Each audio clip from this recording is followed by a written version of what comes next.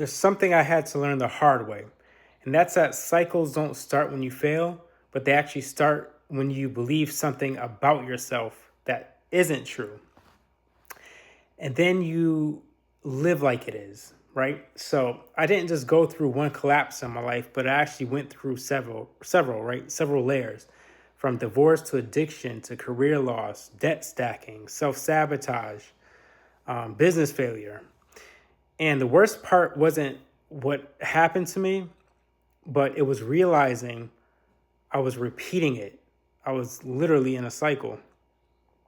I had it was like the same emotions, the same reactions, the same decisions, just different situations, but I kept having the same outcome. And I had to ask myself, why does this keep happening? So, scripture actually gives us the answer in Romans 12, verse 2, where it says, "Do not be conformed to this world, but be transformed by the renewal of your mind, that by testing you may discern what is the will of God, what is good and acceptable and perfect." And notice that word conformed. And then notice the word renewal. Excuse me.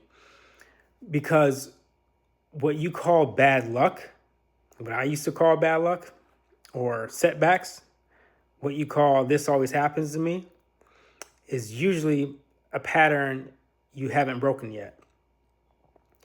And patterns don't exist, or they just don't exist in your life. They exist in your mind as well. And here's what psychology and neuroscience will tell you. They'll tell you that your brain is wired for efficiency and not for transformation. And it builds what are called habit loops, right? You got the cue, behavior, and then the reward. And once that loop is formed, your brain runs it automatically, even if it means destroying your life completely, right?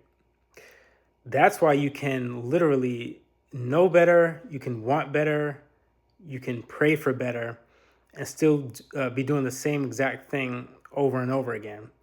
Because your brain isn't asking, is this good for me? But rather, what it's doing is that it's asking, is this familiar to me? Right? And if it's familiar, then it feels safe. Even if that means that it's quite literally killing you, or it feels like it's killing you, anyways. But listen to this. Scripture has already been telling us this from the jump. It just uses a different word, strongholds. And 2 Corinthians 10:4-5 says, "For the weapons of our warfare are not of the flesh, but have divine power to destroy strongholds. We destroy arguments and every lofty opinion raised against us, against the knowledge of God, and take every thought captive to obey Christ." So strongholds are not just spiritual, they're literally mental patterns as well, right? Reinforced thinking, repeated identity. And those thoughts, they don't just stay thoughts, but they become your beliefs, your behaviors, and certainly your identity. And I definitely had a belief, that I always mess things up. You guys have probably felt the same way. And what I didn't realize is that belief was, again, ruining my life, because that's what I kept telling myself. So I had to do something about it, right? I had to make decisions that proved it right. And that's what you quite literally call self-sabotage. So that's what I was doing. And I was reinforcing that. And here's what a lot of people tend to get wrong too, right? They try to break cycles solely based off of motivation, but that, as we know, does not break cycles. You got to do the deep work. And identity is what breaks the cycles.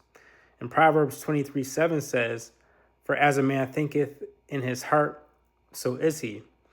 So if you still see yourself as the addict, the one who failed, the one who always falls short, you're going to keep producing that type of life. And to the point where even if you try harder, it's still happening. But the breakthrough for me and for you, right? But it wasn't when I became more disciplined, but it was literally when I changed how I saw about myself. And I kept using scripture as my litmus test. But I stopped asking, like, how do I fix my life? And instead, I started asking, who do I need to become?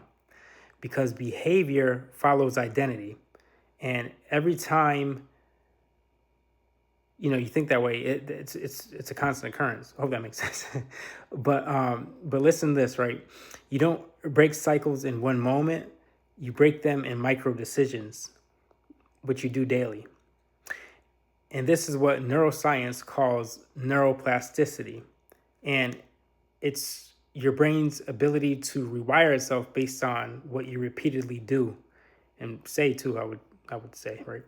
So every time you choose differently, you're not just making a good decision, but you're actually building a new pathway. And every time you go back, you're reinforcing the old one. And this is why scripture says to renew your mind. And that's the importance of renewing your mind. Because renewal isn't a moment, but it's quite literally a process. And Ephesians 4:22 through 24 says to put off your old self, which belongs to the former manner of life and is corrupt through deceitful desires, and to be renewed in your spirit of your minds. I think I got that right.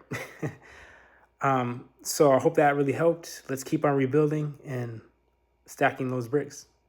Love.